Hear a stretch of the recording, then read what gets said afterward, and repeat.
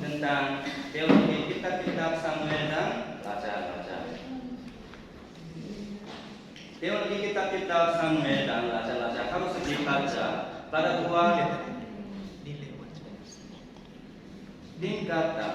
Nomor satu, tersebut terdapat pada peristiwa-peristiwa asli dan pernyataan-pernyataan itu sendiri. Nomor dua, berkaitan dengan perspektif sejarawan yang menggabungkan tema-tema penting dari sejarah ilahi menjadi suatu perjanjian teologis kesejarahan mengenai kesetiaan Tuhan menepati semua perjanjiannya. Kitab 1 Samuel menggambarkan peralihan dari zaman hakim-hakim ke zaman kerajaan. Ada dua kekuatan yang terus-menerus bekerja di Israel. Nomor satu, kekuatan sentrifugal cenderung memecah menjadi organisasi kesukaannya berdiri sendiri. Nomor dua, kekuatan sentripegal cenderung menarik bangsa yang secara kultural dan geografis berlarian menjadi satu, memusatkan ibadah pada tempat kediaman Tuhan. Selanjutnya, alur teologis yang di seluruh kitab-kitab Samuel dan Raja-Raja ialah pemilihan pemimpin oleh Allah untuk mewaliki dia sementara dia melaksanakan perjanjiannya dengan Israel. Perjanjian Abraham dilaksanakan oleh Tuhan kita. Dia menebus umatnya dari Mesir dan menjanjikan mereka satu bangsa. Berkenalah ditetapkan oleh ketaatan seperti yang dinyatakan secara jelas dalam kitab Ulangan. Kedudukan Daud dalam alur ini dikuatkan oleh penulis kitab Lut. Maksud kitab ini nyata dalam kitab-kitab Samuel dan Raja-Raja jelas terlihat melalui silsilah dalam Lut pasal 4 yang memberitahukan Lut dan Boaz dengan Daud. Generasi keempat dari Lut. Dalam Alkitab pasal 16 1 Samuel pasal 2 ayat 10, Ulangan pasal 28 ayat 36. Bagi penulis kitab dan 1-2 Samuel Raja itu pastilah Daud. Seluruh gerakan dari kitab ini mengarah kepada Daud. Selanjutnya, perjanjian Daud. Perjanjian Daud mendasari seluruh cara Allah dalam menghadapi kerajaan setelah Daud maupun Daud dalam pengertian ektatologis konsekuensinya teologinya akan membantu mengantisipasi perjanjian dalam 2 Samuel dan mengembangkannya di sini. 2 Samuel pasal 5 sampai ke 8 melingkaskan dan melangkum peritasi-peritasi Daud, termasuk pengangkatannya menjadi raja, penyerbuannya ke kubu orang Yebusi, pengusungan tabut perjanjian Daud dan kekalahan semua musuhnya. Tuhan akan membangun kota bagi Daud. Isi dari perjanjian itu kemudian diberikan.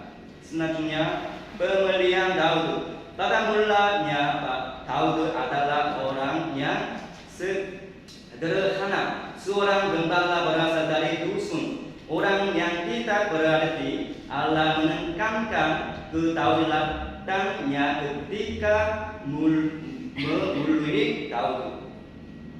Selanjutnya, Daud diangkat. Tuhan mengangkat Daud menjadi pemimpin atas umat perjanjiannya. Itu merupakan bagian dari eksegese Umur lantis dari Matius pasal 2 ayat 5, di mana beberapa ayat perjanjian lama secara eksegetis digabung untuk menurunkan Mesias. Dalam Alkitab Kejadian pasal 49 ayat 10, 2 Samuel pasal 2 ayat 5, Mika pasal 5 ayat 2. Gagasan mana mencapai kulminasinya dalam Tuhan Yesus Kristus. Selanjutnya, kemenangan Daud. Tuhan berjanji akan menyertai Daud. Keadilannya atau penyertaannya akan menjamin Daud menang atas musuh-musuhnya. Pasal ini mirip dengan firman Tuhan kepada Yosua, dan ini perlu diperhatikan dalam kaitannya dengan nubuat Yesaya mengenai Daud. Dalam Alkitab Yesaya pasal 11 ayat 1, pemimpin ideal keturunan Daud ini akan mengetahui bahwa roh Tuhan ada di atasnya. Teologi 1 Samuel digabung di sekitar Daud. Secara tidak sadari, teologi itu melampaui Daud sehingga menyangkut Kristus yang lebih besar pada hari Daud. Selanjutnya, tempat perhentian bagi umat Allah.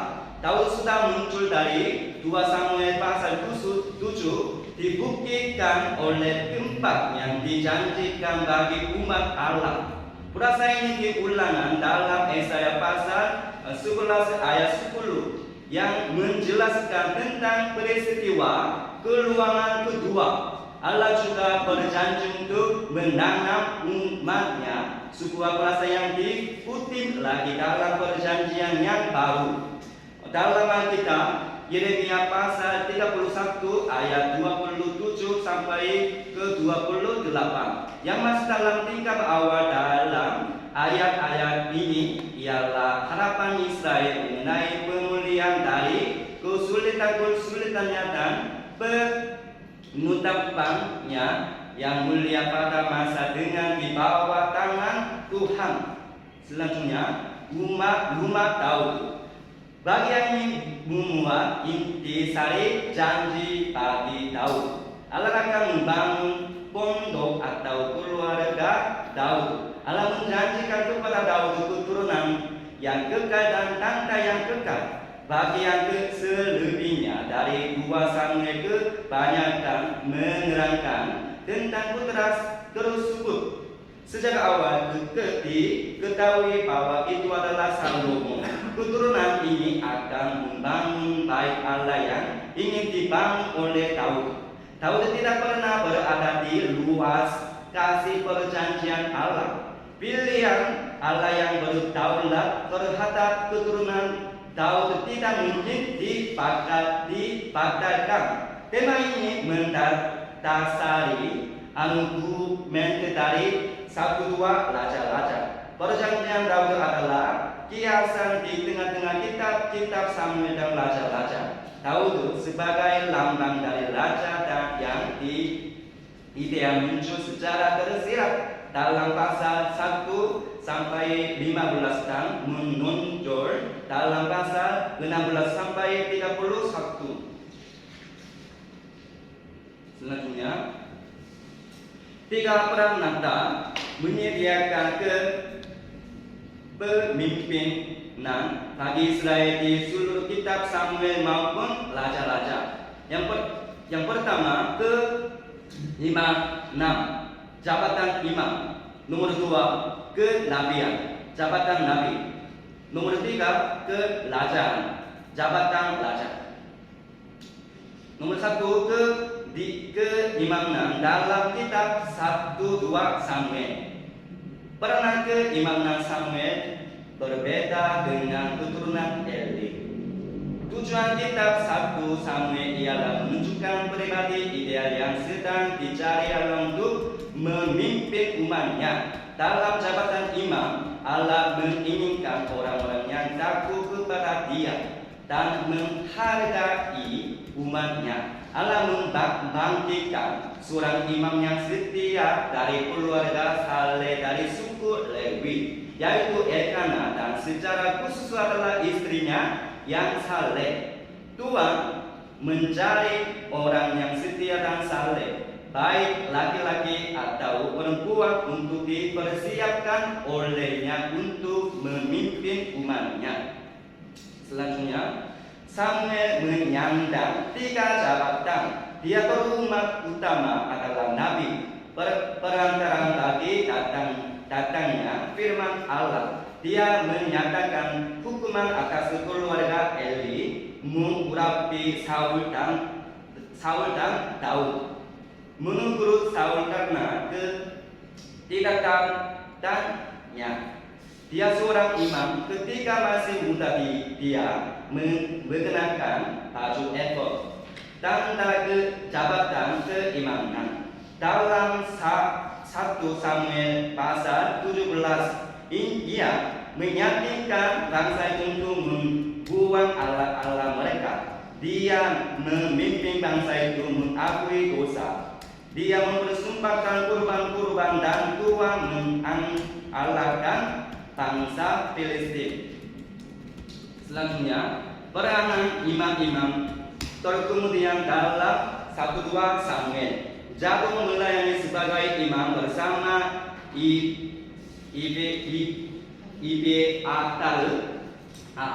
Abiatar di bawah pemerintahan Daud. Dia adalah nenek moyang dari para imam yang melayani di Bait Suci, ekatologis Yehezkel. Peranan imam-imam dalam 1-2 Raja-Raja. Pelayanan para imam disebut dalam 1 Raja-Raja pasal 8. Pada sangat pentabisan Bait Suci, catatan itu menyatakan bahwa mereka membawa tabut perjanjian dan perabot keimanan lainnya ke Bait Suci yang baru. Salomo menjadi pusat perhatian dari 1 Raja-Raja. Selanjutnya, beberapa perbedaan penting diadakan dalam jabatan imam zaman. Pada zaman itu, tempat tidak mengizinkan ada pengembangan gagasan-gagasan. Imam-imam kafir dalam pasal 23 ayat 5 kemarin. Imam-imam Tuhan dalam pasal 23 ayat 8 Kohani. Selanjutnya, teologi tempat ibadat dalam kitab Samuel Raja-Raja. Kata bukti pengorban Bama hanya terdapat pada 2 tempat dalam kitab Samuel, dan dua-duanya dikaitkan dengan Samuel sang nabi dan pengurapan Saul. Bukti pengorbanan jelas adalah tempat yang sah. 2 bukti pengorbanan ini disebut tanpa kecaman, tidak seperti eksistensi sebelumnya dari kemah suci di Silo dan keberadaannya di kemudian hari di Noh. Ibadat di bukit pengorbanan di kitab Samuel kelihatan lebih menonjolkan perjamuan korban pada hari korban itu. Selanjutnya, tabut perjanjian dalam kitab-kitab Samuel. Ibadat dilakukan di bukti-bukti pengorbanan di bawah pemimpin imam-imam Lewi, tetapi perjanjian juga khusus sebagai simbol kehadiran Allah. Ketika Daud membawa tabut perjanjian ke Yerusalem, maka mulialah ibadah berpusat. Daud berusaha mengikat suku-suku dan pemerintahan dosa lebih pokok. Nomor 1, Daud berusaha memintakannya menggunakan kertas seperti yang telah dilakukan orang-orang Filistin. Cara yang ditetapkan untuk mengangkutkannya ialah dengan kayu-kayu pengusung dan bukit Tikul di atas puncak orang Lewi. Nomor 2, dengan bertindak menurut kapasitasnya sebagai raja, maka ia mempersembahkan kurban bakaran dan kurban keselamatan. Selanjutnya, tempat bagi suci. Bagi suci harus melupakan tempat di mana keadilan dilaksanakan. Orang-orang yang diperlakukan tidak adil harus bisa datang ke tempat di mana Tuhan menetapkan namanya dan tersuruh memohon keadilan dan mengharapkan pembuktian kebenaran. Karena bait suci yang sebenarnya ada di surga, maka dari sanalah dia akan mendengarkan doa-doa yang dipancarkan ke arah bait suci yang ada bumi. Ke Yunifah bersalam, Tuhan ditunjukkan oleh acuan kepada orang asing yang datang dan menyatakan diri sebagai umat Allah.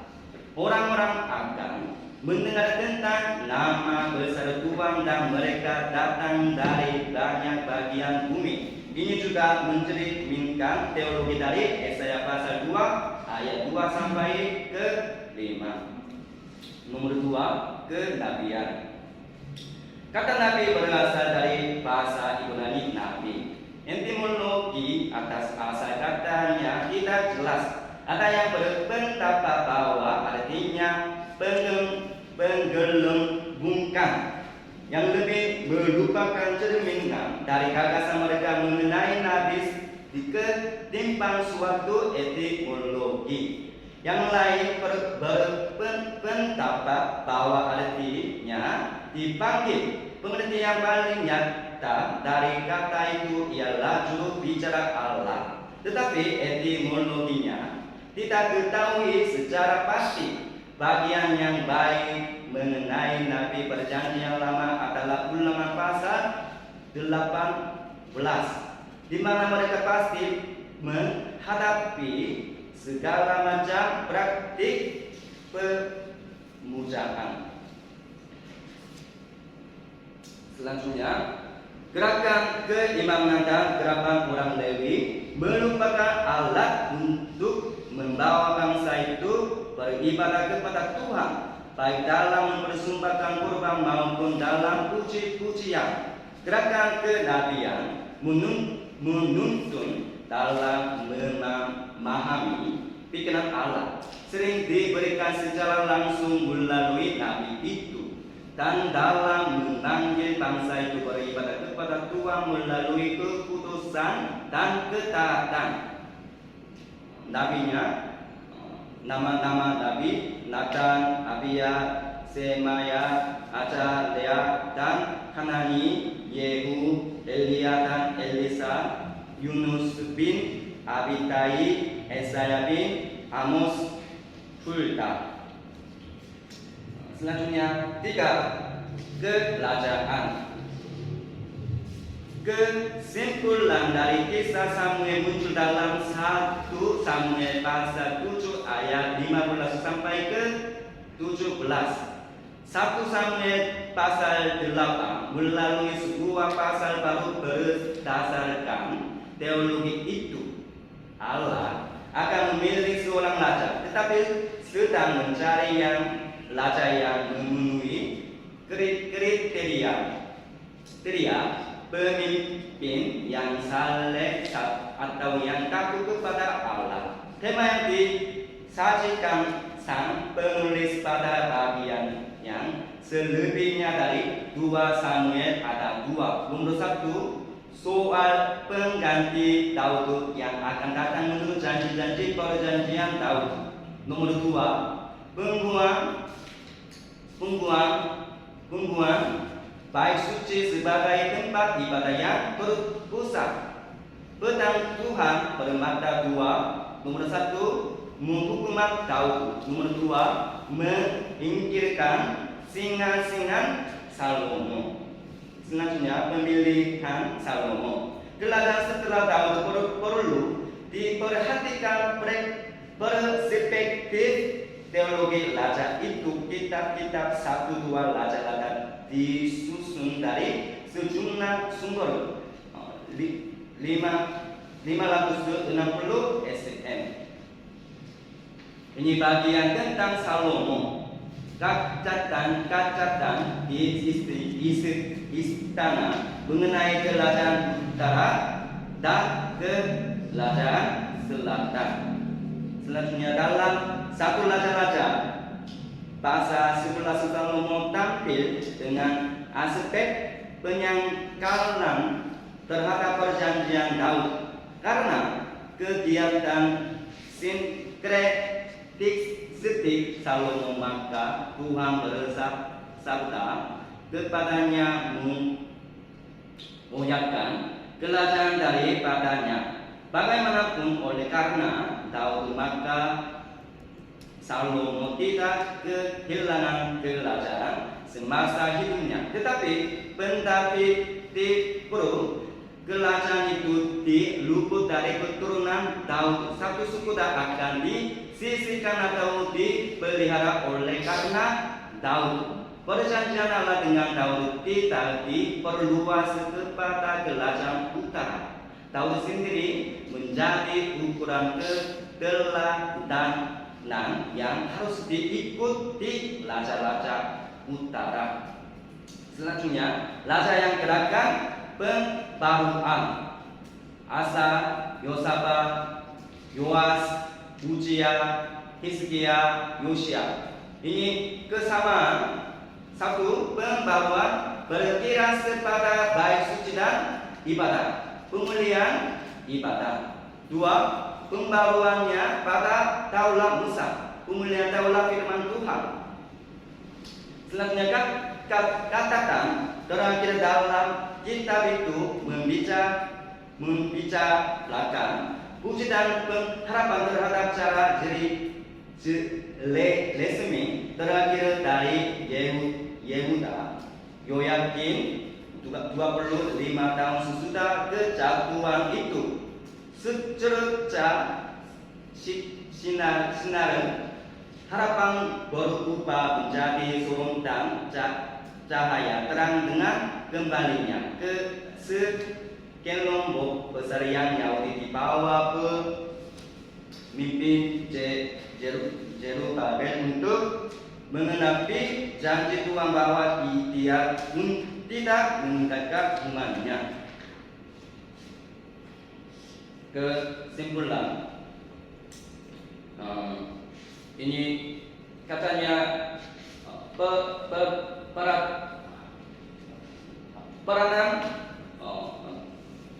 peranan imam, nabi, raja, imam, kurban, dan desa adalah yang paling penting.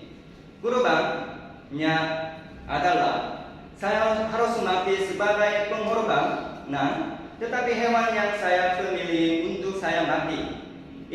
Inilah saya menyadari bahwa saya adalah orang berdosa dan meningkat kasih karunia Tuhan. Ini secara perubahan mezbah. 1. Musa Gembala Suci ini tanpa dilepas. Setelah Musa Gembala Suci, Gibeon pelataran tempatnya kudus, dan Daud pondok tempatnya kudus tabut perjanjian. Setelah Salomo bait suci, ini nanti Yesus berkata, Yohanes pasal 4 ayat 21 sampai 24. Ini bukan masalah tempat. Setelah orang kudus oleh Kristus, kita adalah baik Allah.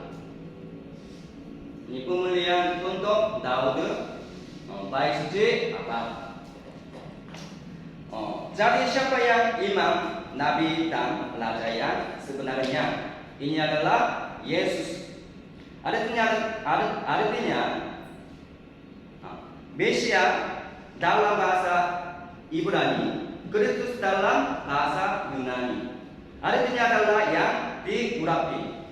Dalam Alkitab Mazmur pasal 2 ayat 2. Siapa yang diurapi? Kepada raja, nabi dan imam. Yesus sendiri adalah raja, nabi dan imam yang sempurna. Nomor 1, Yesus Kristus adalah imam yang besar sempurna. Ibrani pasal 10 ayat 12, 14. Tetapi yang setelah mempersembahkan hanya satu korban saja karena dosa, ia duduk untuk selama-lamanya di sebelah kanan Allah. Sebab oleh satu korban saja ia telah menyempurnakan untuk selama-lamanya mereka yang ia putuskan. Apa peran imam besar? Ia bertindak sebagai perantara antara Tuhan dan manusia. Mengapa korban dipersembahkan? Untuk memulihkan hubungan dengan Tuhan yang berhalangan oleh dosa. Menyadari bahwa dia adalah orang berdosa, Mesias yang akan datang untuk menebus hukum atas dosa-dosanya. Nomor 2, Yesus Kristus adalah nabi yang sempurna. Apa peran seorang nabi? Dialah yang menyatakan standar firman Tuhan. Karena seorang berbicara dengan firman Tuhan, bukan saya kata saya. Ia juga berkhotbah kepada orang-orang yang enggan mengucapkan firman Tuhan. Kisah para Rasul pasal 3 ayat 22 sampai 24. Bukankah telah dikatakan Musa, Tuhan Allah akan membangkitkan bagimu seorang nabi dari antara saudara-saudaramu, sama seperti aku mendengarkan dia dalam segala sesuatu yang akan dikatakannya kepadamu. Dan akan terjadi bahwa semua orang yang tidak mendengarkan nabi itu akan dibasmi dari umat kita. Dan semua nabi yang pernah berbicara mulai dari Samuel dan sesuai dia telah bernubuat tentang zaman itu. Nomor 3, Yesus Kristus adalah raja yang sempurna. Matius pasal 1 ayat 1 sampai 17.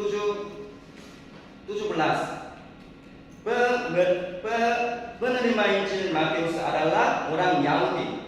Itu berarti dia akan datang sebagai raja. Dia hidup sebagai pelayan untuk menyelamatkan kita. Namun pekerjaan memberi Adam otoritas untuk memerintah dalam Kejadian pasal 1 ayat 28. Tetapi kegagalan Adam, teologi diambil, tetapi kerajaan Allah didirikan di bumi ini oleh Yesus mengembalikan otorasi. Dia lakukan pekerjaan restorasi, menyembuhkan yang sakit, membangkitkan orang mati, dan lain-lain. Yesus datang sebagai raja orang Yahudi, dan ketika ia datang kembali, ia akan menjadi raja segala raja dan Tuhan di atas segala Tuhan. Siapa yang percaya kepada Yesus? Nomor 1, seorang seperti raja. Kita memiliki otorasi raja yang Yesus Kristus. Matius pasal 28 ayat 18. Yesus datang dan berbicara, katanya, kepadaku telah diberikan kuasa di surga dan di bumi. Apa yang harus dilakukan dengan otorasi? Nomor 2 adalah jawabannya. Nomor 2, seorang seperti nabi. Matius pasal 28 ayat 19 sampai 20. Karena itu pergilah, jadikanlah semua bangsa berikutnya, baptislah mereka dalam nama Bapa dan Anak dan Roh Kudus, dan ajarlah Mereka melakukan segala sesuatu yang telah ku perintahkan kepadaku. Kita harus berdoa, mengajar firman Tuhan, dan memulihkan dengan firman Tuhan. Apa yang harus melakukan untuk memiliki firman Tuhan? Untuk nomor 3 adalah jawabannya. Nomor 3, seorang seperti imamnya Raja. 1 Petrus pasal 2 ayat 9. Tetapi kamulah bangsa yang terpilih, imamannya ladani, bangsa yang kudus, umat kepunyaan Allah. Seperti siapa imam itu? Kita harus menjalani kehidupan kekudusan dan pengorbanan, penyembah perantaraan dosa syarafat. Tuhan Yesus memberkati.